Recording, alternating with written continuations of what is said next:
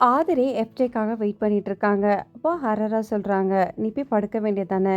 அவன் பாரு ரம்யா கூட பேசுறேன்னு சொல்லிட்டு வெளியில போனான். ஆனா இன்னும் பேசிட்டு இருக்கான். 3 நாளா என்கிட்ட நல்லா பேசியிருந்தான். 2 நாளா இப்ப என்கிட்ட பேசுறதே அவாய்ட் பண்ணிட்டு இருக்கான். இன்னொன்னு உன்கிட்ட முக்கியமா சொல்றேன்.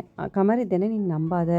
அவன் புரொடக்ஷன்ல இருக்கும்போதே அவனுக்கு ரொம்பவே கெட்ட பேரு. அவன் அட்டகாசம்லாம் பண்ணியிருக்கான். நான் சொல்றேன், நீ கொஞ்சம் ஜாக்கிரதையா இருந்துக்கோ அவன் கூட. விஜய் டிவில ஒண்ணு பண்ணியிருக்காங்களாம். கமருதீன் கிட்ட நீ கெட்டவனா பண்ணு, கெட்டவனா பேர் எடுத்தா உனக்கு இன்னும் பேமெண்ட் ஜாஸ்தின்னு சொல்லியிருக்காங்களாம். அதுக்கு இவங்களும் சொல்றாங்க, நான் எப்படி அப்ராப்ரியேட்டா கட் பண்றதுன்னு தெரியல. துஷாருமே எனக்கு அப்படிதான் பண்ணான். என் கூட டேட் பண்றேன்னா, நான் அதுக்கப்புறம் சொன்னேன், "நீ சின்ன பையன், வெளியில வந்து பார்த்துக்கலாம்னு" சொல்லிட்டு நானுமே சமாளிச்சுட்டேன். ஏன்னா இந்த வீட்டுக்குள்ள அதுக்காக வரல. இப்ப அந்த சிச்சுவேஷன் கிடையாது. இவங்களுக்கு பார்த்தீங்கன்னா, அவங்கள விட வயசு ஜாஸ்தியாம். அப்படி இருந்தாலுமே அவனுக்கு மெச்சூர்னே கிடையாது. யாரா ஏதாவது சொன்னாங்கன்னா மாத்திடுறான். ஆனா, எனக்கு இப்ப என்ன பண்றதுன்னே தெரியல. அவன் கூட என்னால பேசாம இருக்கவே முடியல. ரம்யா இவங்களுக்கு வந்துட்டு இந்த வாரம் யார் நாமினேஷன் பண்ணாங்கன்றது தெரிஞ்சுக்கணுமா? ஒருவேளை இந்த வீட்ட விட்டு போனாலும் கஷ்டமா இருக்கும். ஆனா, போகலனாலும் பரவால்ல. வந்த வரைக்கும் பேமெண்ட் ஓகேன்னு சொல்லியிருப்பாங்களாம். ஏன்னா, இப்போதைக்கு இவங்களுக்கு நெறைய ஃப்ரெண்ட்ஸ் கிடைச்சிருக்காங்க. அண்ணன் கிடைச்சிருக்காங்க, தம்பி கிடைச்சிருக்காங்கன்னு சொல்லிட்டு பேசிட்டு இருக்காங்க. இதற்கிடையில கமருதீன், அதுக்கப்புறம் எஃப்ஜேமே பேசிட்டு இருக்காங்க. ஸோ, வீட்டுக்குள்ள பாரு பண்றது சரியில்ல. ஒரு சமயம் ஓகேவா இருக்கு. ஒரு சமயம் வேற மாரி பண்ணிட்டுருக்கா.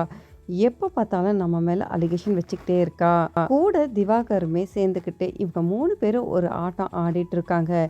எல்லாருமே தப்பானவங்க. ஆனா, அவங்க மட்டும் தான் நல்லவங்கன்னு சொல்லிட்டு பேசிட்டு இருக்காங்க. புரொடக்ஷன்ல இருக்கும்போது அவங்களே சொல்லியிருக்காங்களாம் ஆதிரே, "கமருதீன் வந்தா நான் வந்திருக்க மாட்டேன்." ஏன்னா இவங்களுக்கு இன்டர்வியூ வைக்கும்போது அந்த 6 பேர்கிட்டயும் எதுக்கு சார் நீங்க அவர உள்ள அனுப்புறீங்கன்னு சொல்லிட்டு டைரக்ட்டாவே கேட்டிருக்காங்களாம். இவர் பார்த்தா நமக்கே தெரியுது கொஞ்சம் வில்லன் மாதிரி தான் பண்ணிட்டு இருக்காரு. எதுக்கெடுத்தாலும் எதிர்க்கிறது, பேசுறது, திட்டுறது. ஒருவேளை உண்மையா இருக்குமோன்னு தான் தோணுது. எஃப்ஜே பொறுத்தவரைக்கும் அவருக்கு என்னன்னே தெரியல. இந்த வீட்டுக்குள்ள வந்த உடனே வரும்போது வேற மாரி தான் வந்தாராம். ஆனா எப்ப பார்த்தாலும் இவரையே டார்கெட் பண்ணிட்டு இருக்காங்கன்னு சொல்லிட்டு இருக்காரு. ஆதிரி டைரக்ட்டா கேட்டுடுறாங்க, "நீ எதுக்கு என்ன அவாய்ட் பண்ற?" அதுக்கு இவங்க சொல்றாங்க, "வீட்ல எல்லாரும் உன்ன வச்சு பேசுறாங்க. ஸோ நீ எதுக்காக வந்த? நான் எதுக்காக வந்தேன்? கேம நம்ம ஃபோக்கஸ் பண்ணிட்டு போலாம்." அதுக்கு இவங்க சொல்றாங்க, "என்னோட வீக்னஸும் சரி, ஸ்ட்ரென்த்தும் நீ தான். என்னால உன் கூடலாம் பேசாமலாம் இருக்க முடியாது." அதுக்கு இவர் சொல்றாரு, "நீ ஏன் அப்படி பேசுற? நான் அவங்க கிட்ட பேசினது என்ன வந்து பார்வதி வேற மாதிரி பண்ணியிருக்காங்க. இந்த வீட்ல எல்லாருமே டார்கெட் பண்றாங்க." அதுக்கு இவங்க சொல்றாங்க, "எனக்கு இப்ப தானே தெரியுது. ஆனா என் கூட பேசுறேன்னு சொல்லிட்டு நீ போனவன் தான். ஆனா நீ வரவே இல்ல. என்னோட கேம நான் விளையாடிட்டு தான் இருக்கேன். ஆனா இந்த கேம தாண்டி வேறுன்னு" சொல்லிட்டு இவங்க சொல்லிட்டு இருக்காங்க. என்னதான் பசங்க திருந்தினாலுமே, இங்க இருக்க சில பொண்ணுங்க வேற மாதிரி தான் போயிட்டாங்க. ஒருவேளை பொண்ணுங்க திருந்தினாலுமே, பசங்க ஒரு சில பேர் வேற மாரி தான் ரீட் பண்ணிட்டுருக்காங்க.